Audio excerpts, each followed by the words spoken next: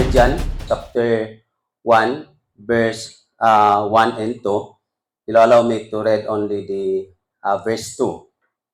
The word of God says, "Dear friend, I pray that you may enjoy good health and shall all may go well with you, even as your soul is getting along well." Magampo ta. Among balaan o may gugmao na mga Diyos, we always acknowledge that this moment is an opportunity for us to worship you. Not only to worship, but opportunity to meditate your words. Ingon nga instruction nimo for us also nga mahimong healthy ang among spiritual nga kinabuhi. If we want our physical aspect of our body, Lord, to be healthy, we need also our spiritual aspects nga mahimong healthy. Tungod kay kung healthy ang among spiritual nga kinabuhi, apil na ang physical and other parts diha sa among kinabuhi. Busa, tabangi kami karong takna sa kapunon nga ikaw magapakigsulti ka namo o makahatag ka namo og instructions paunsa kami mahimong balance ang among kinabuhi diha sa espirituhanon man, material man, physical man, and even in the aspects of financial. Kini ang among pag-ampo among itugyan sa ngalan ni Jesus. Amen. Kinsa kaninyo karon ang nakahibalo unsa ang atong celebration during sa July? Apti kay kagawad kay basid nakahatag nig solicitation sa mga daycare. Yes, no? Almost of all of the institution and agencies, they are celebrating what we call Nutrition Month, no? And since naga-celebrate, nagahimo pud ko og akong kaugalingong topic title about spiritual nutrition, no? Sa among sa simbahan, no? Then I would like to bring it in this assembly, in this worship, the topic living a spiritual healthy lifestyle as a Christian, no? Why? Because as we observe that our body is it needs of kinahanglan siya og balance nga pagkaon, nutrition aron mahimo siyang healthy, no? That is our desire, no? Even though kung dunay litson murag dili na nato mabalance, no? Kay supposedly dili gyud dinaghan, no? Para mahimo kang healthy, ginagmay ra gyud tilaw-tilaw hangtod mabusog ka, pero kita kung makakita kita og coke, dili nato undangan hawa og di mahurot, no? So murag dili gyapon.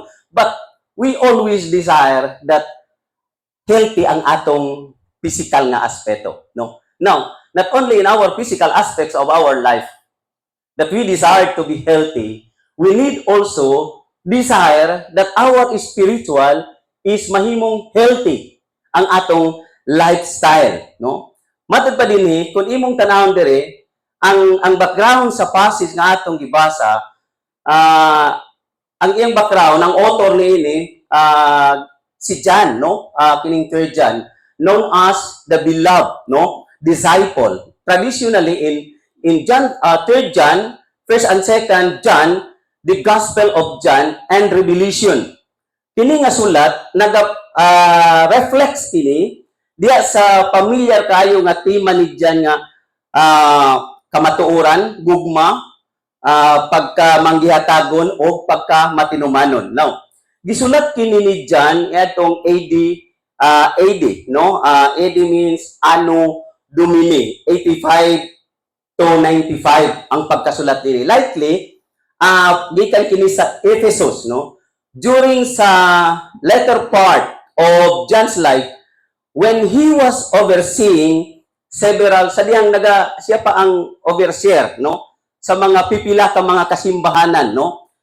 Before, no? Dito sa gitawag Minor Asia, karon gitawag siya og Turkey, no? So dito siya nag-launch, no? Diha sa pag overseer sa mga kasimbahanan. Now, ang audience nini nga letter, nini nga sulat ni John, gi-address niya dito sa iyang pinalangga, no? Usa sa mga pinalangga niya nga elder, no? Si Gaius sa verse 1, chapter 1, sa 3 John chapter 1 verse 1, na i-mention niya diya nga pangalan si Gaius, no? Kini si Gaius usa ka elder church nga iyahang palangga kaayo, no? Iyahang palangga kayo kinsa matinud-anon nga Kristohanon diha sa simbahan na himong leader sa usa ka dili gyud ing-ani kagwapo. Gitawag siya og house church, no? Dito ra gyud sa Panimalay, dili siya separate nga building,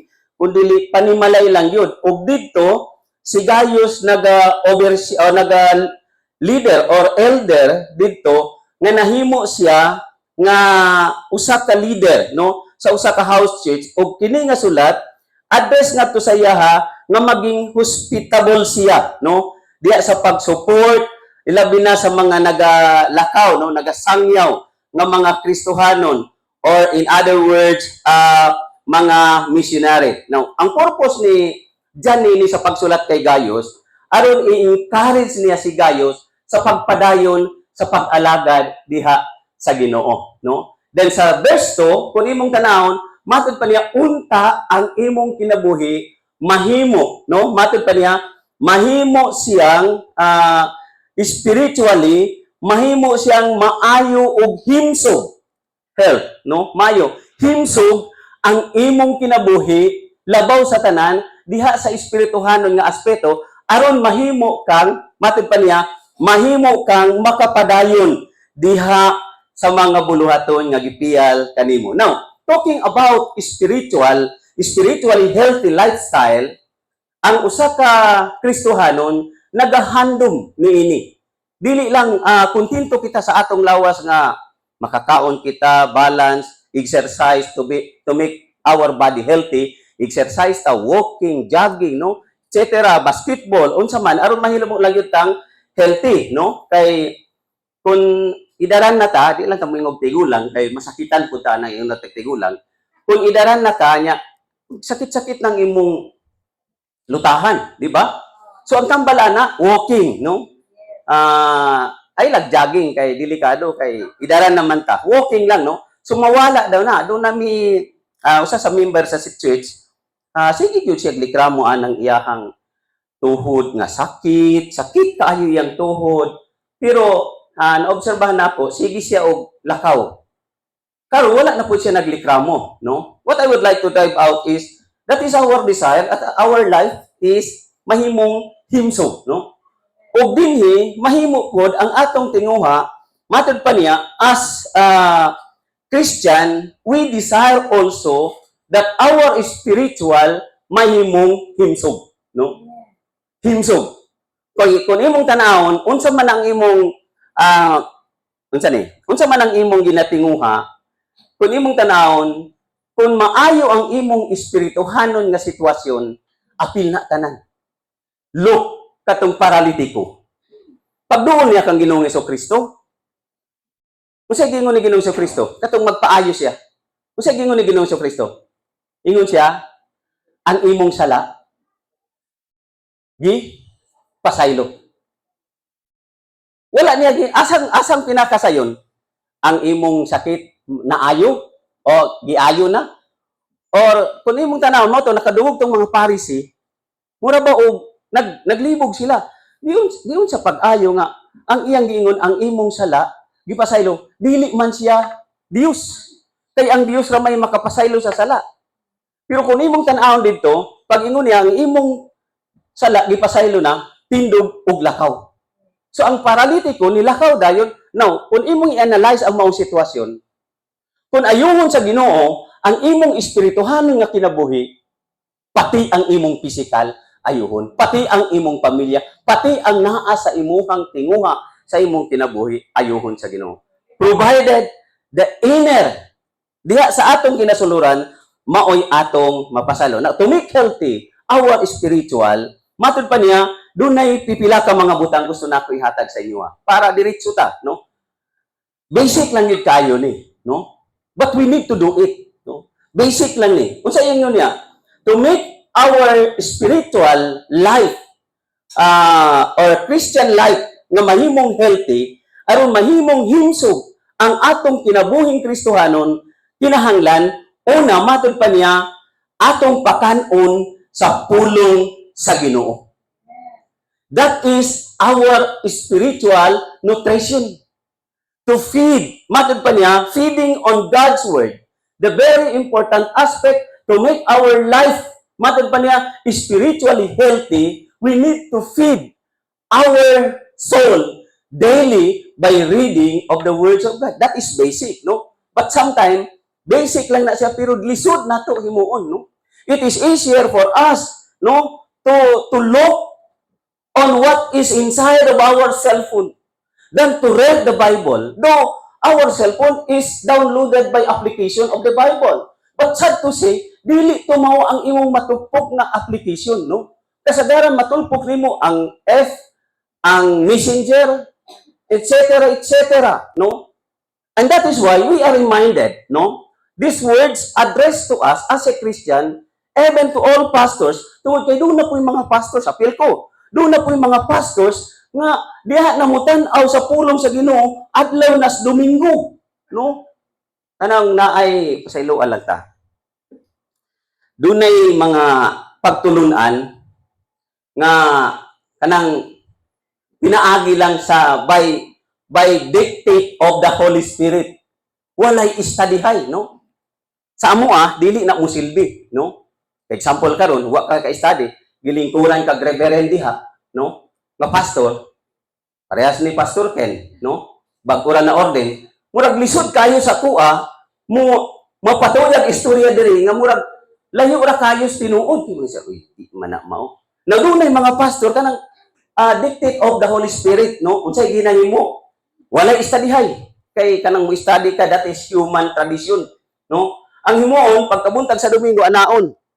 Ablihan ng Bible, anaon, tudloon. Ug unsay bersikulo nga matudluan, mao to ang dictate sa Holy Spirit. But the question is, how can we expound that text? How can we interpret without proper study, no?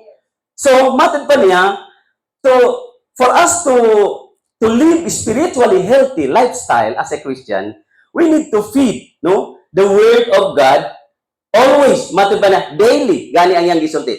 In Matthew chapter 4 verse 4, matod pa na, man shall not live by bread alone, but by every word that comes from the mouth of God.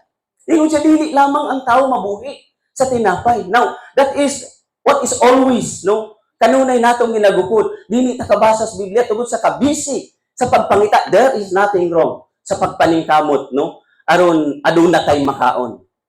But what I said before, like what the Lord Jesus Christ did to the paralytic man.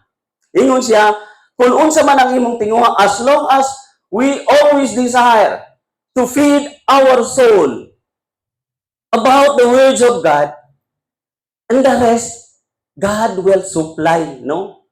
And sometimes kung dili lang yun kuha ng imong pagtuo, kining God shall supply all our needs, no? Doon ay mga philosophy ana. Sige lang, maningkamot pud ka, no? But na-experience yan namon ha, no? Amidst of the situation, di sa among kinabuhi, naka-experience siya gyud mi. Nga ang Ginoo gyud naga-supply sa among ikinahanglan, doon na siya gamiton nga tao. Yes, of course, wala ko'y argumento, no? Sa naningkamot nagtrabaho. Pero matod pa niya, sa imong paningkamot, kinahanglan kanunay usab ang imong pagtuon sa pulong sa Ginoo. Matod pa niya, the Bible is spiritual food. Daily reading is essential, no? Kanang yung basag yun sa pulong sa Ginoo, no? Basag yun sa pulong sa Ginoo, kinahanglan yun kaayo na. Why? Ako gi-anticipate na nako daan. One of the very crucial situation sa atong pamilya, diya sa atong kaming duha ni pastora, okay pa katong kami pa lang duha, no? Grade 1 pang mga bata, elementary pang mga bata, high school pang mga bata, college pang mga bata, kaya ra. Naapay panaghisgot-hisgot, no? Diha sa panimalay. Pero gi-anticipate ko na daan, pag mo trabaho na, doon na natay kanya-kanyang pinabuhi. Doon na natay kanya-kanyang diskarte. Ug lisod na nimo sila mag-communicate personally. Why? Because of kabisi nila, no? Para si example lang din ako, si JJ pag uli busy kayo, muulig alas 7:20 gabi, ihatod nako. Pag abot dito, dito sulod sa kwarto kay doon na siya himuon. Now, the question is, how can we communicate them? I-anticipate ko na dana. So, what is the way, no? The only source can communicate to them is through the words of God. Pinaagi sa pulong sa Ginoo by meditating the words of God, no? Si pastor ako gihan kay na, dali na mo magdebosyon na ka. Diha ka makaistorya, no? Hatagan nimo sa imong opinion na aning bersikulo ha. Diha maka-istorya ta not only for the words of God but even the personal na kinabuhi, no? Matakel nato. So matod pa niya, this is our spiritual food, no? Nga kinahanglanon diha sa atong panimalay. Kaya nga naman, ilabi na karon 5 panangli kamera ako ilagi example ni 4 rami, no? Before, wala pa cellphone, istoryahan na ipa, lingkod-lingkod, istoryahan na. Nya, 4 mo sa panimalay, kada isa ninyo na anang mo cellphone. Unsay trabaho, bisag mag-atubangay, sige lang, wag itingganay. Kay, doon ay kanya-kanya niyang, nawala na. Only way to communicate them through the reading of the words of God, no? Okay ba? Sa tagpulong sa Ginoo, unsay imong natun-an aning usa ka bersikulo? Unsay imong natun-an aning isa ka bersikulo? Mao na atong mahimo. Why? Because we believe that the Bible, the words of God, is our spiritual food. Matod pa niya, it is our spiritual nutrition.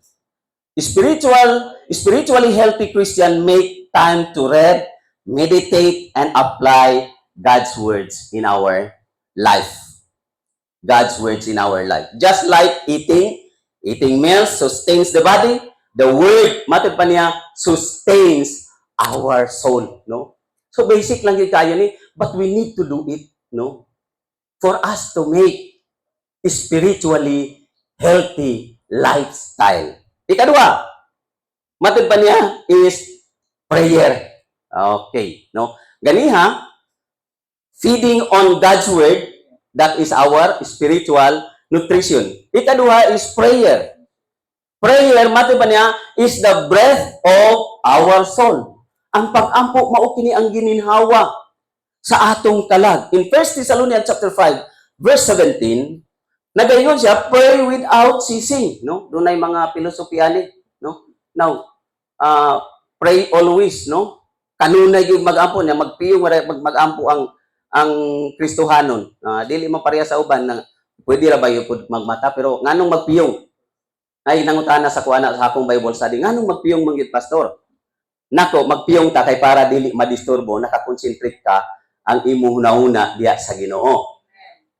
Nako, ingon siya, di ko magpiyong, nako, ug di ka magpiyong, sige kag ampo na ay nakita nimong maayong mga butang diya, ay kung ingnan na naka-concentrate ka sa Ginoo. Dito naka-focus sa ay murag tama pud pastor. Dili kay mura, tama gyud na. Mao nang magpiyong gyud ta. Now, dunay philosophy, pray without ceasing na mapandol ta na kay bisag maglakaw ta. Magampo, uy pwede ra baya ka magampo maglakaw sa imong huna-huna lang? Di ba? Ako magbutor ko, magampo ra ko Lord, protection niko. That is prayer. Kung nagasangpit ka sa Ginoo, doon na kay kinahanglanon saya, that is prayer, no? Kay prayer is asking, no, to God. Prayer is our communication with God. So, nakikommunicate ka sa Ginoo, that is prayer. Okay. Matod pa niya, spiritually healthy, matod pa niya dito, prayer keeps us connected to God. It is communication, surrender, and intimacy with God.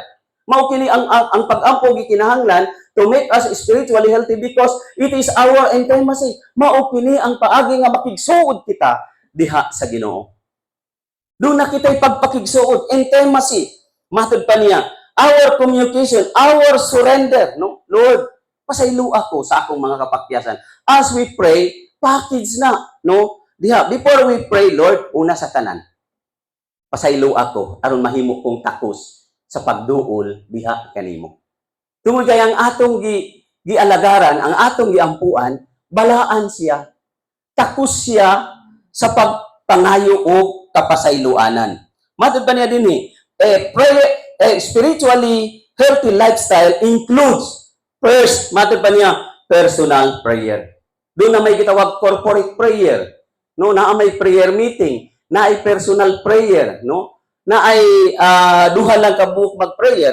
But matod pa niya, prayer, matod pa niya, spiritually healthy lifestyle includes personal prayer.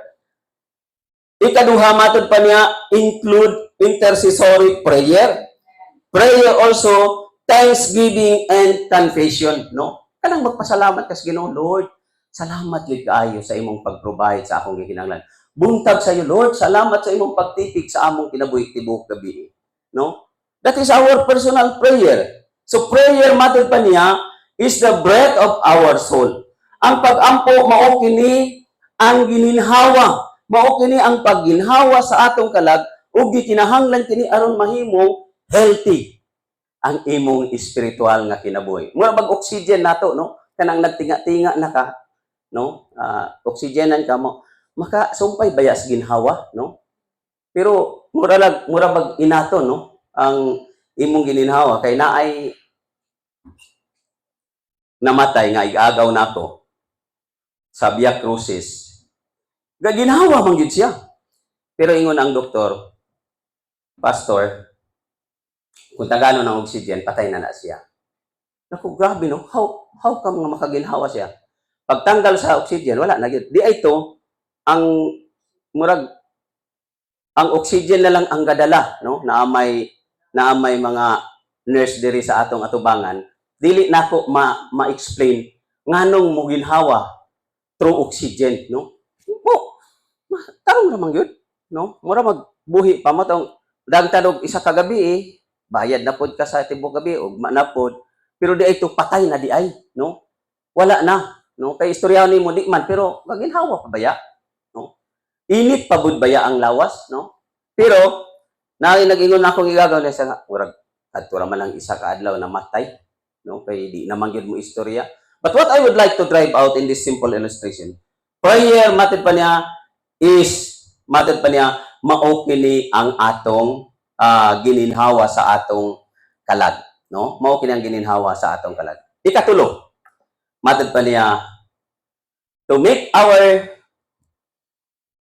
Christian life or spiritual healthy, dili lamang pulong sa Ginoo, dili lamang pag-ampo kundi ang pagpakig-fellowship pud nato sa uban nga magtuto. And this is the perfect example. Though we are different denomination, different groups, but we have to fellowship one another because we are all believers. Amen? Kitang tanan magtuto. Hebrews chapter 10 verse 24 to 25.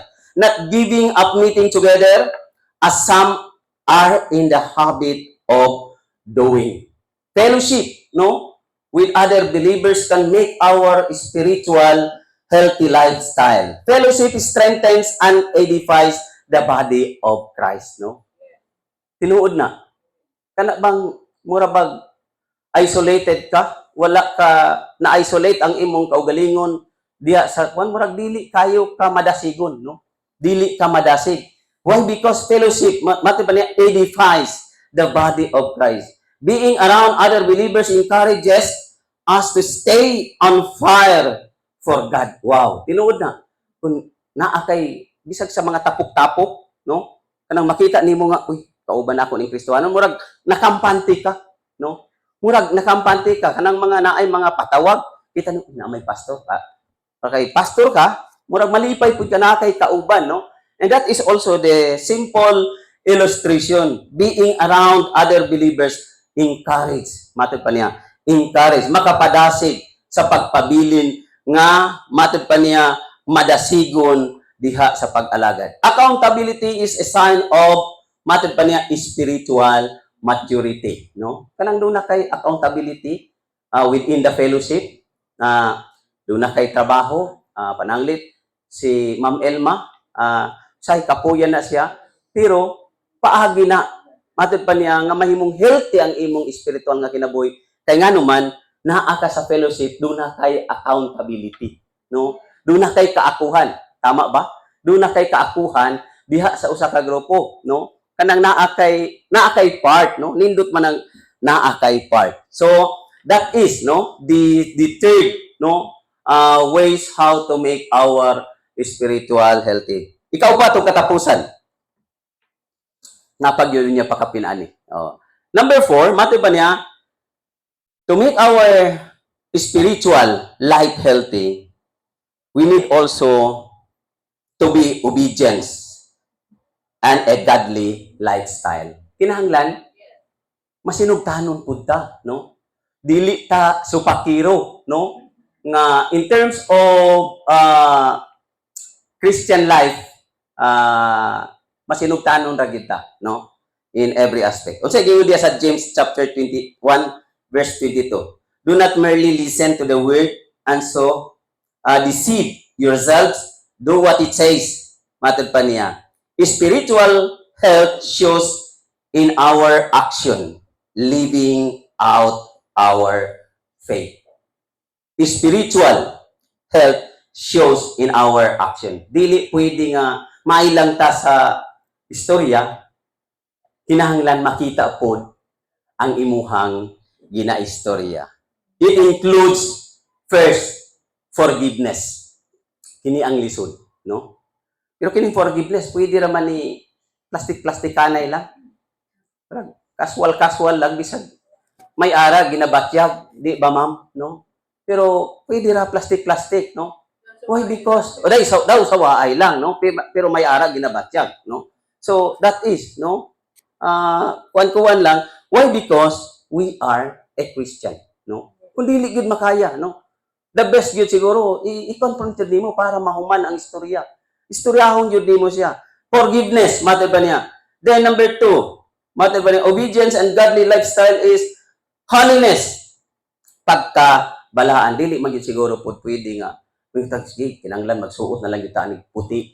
Nya di na ta maglihok kay aron mahimo tang balaan. In other words, mahimo lang yung panalangin po ang atong kinabuhi. Nga mugawas ang atong mga pulong sa atong mga baba. Love for others and avoiding sin, no?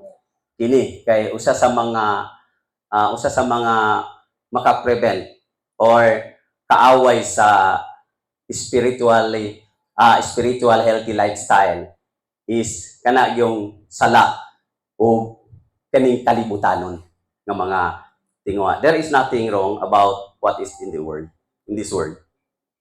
But we need to see to it nung naaragyod ta, no? We need to stand that we are Christian, no? In our action, diha sa mga pagpanulti, makita ra gyud, no? Nga ang atong kinabuhi lahi ra, no?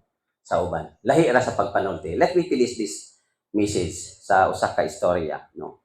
The other day, na-miss na ko ang pista kay we are invited, kasal, very close friend ni pastora ang inahan. So of course, muad to me, no? Naay kanang event coordinator na gani dito si Mayang. Mamoy kailaman siya sa kuha. Siya nga, asa si sir, nakumurang na-miss na to. Ako si ato maning content creator nila ni boss tong election. So nalagi ka. Siya nga kuan lang mi, vlog bang lang mi sa mga naay mga okasyon ni ngani, ga-vlog mi ana. Okay. So ang ilang event coordinator dili gyud dunay mga words nga dili gyud ni giganahan. Ang officiating minister wala gyud pud ni katawa. Iya pa katawa kato gading naanas part nga ug unsay himuon sa kaslunon mao puy himuon atong maid of honor ug ang bridesmaid ug ang best man, no? Kung unsay himuon mao puy himuon naa siya gilitog nga bisag ako dili gyud nako madawat. So what I would like to talk about is we need to be careful nga makita nga kita healthy ang atong espirituhan nga kinabuhi bisan pa man diha sa atong pagpanulti. Manginaot kong ang pulong sa Ginoo very basic para sa tua because we are all familiar the points nga atong gisgutan. Ang pagpamalandong sa pulong sa Ginoo, reading the words of God always, pag-ampo, pag-fellowship sa mga, pero lalom siya, kung imong palaluman, basic siya, pero lalom siya. Kung imong tagaan yun o pagtagad, ang mga punto nga diin, makahimo o makahatag ka nato nga healthy, himsog ang atong Kristohanong pagkinabuhi. Mag-apo.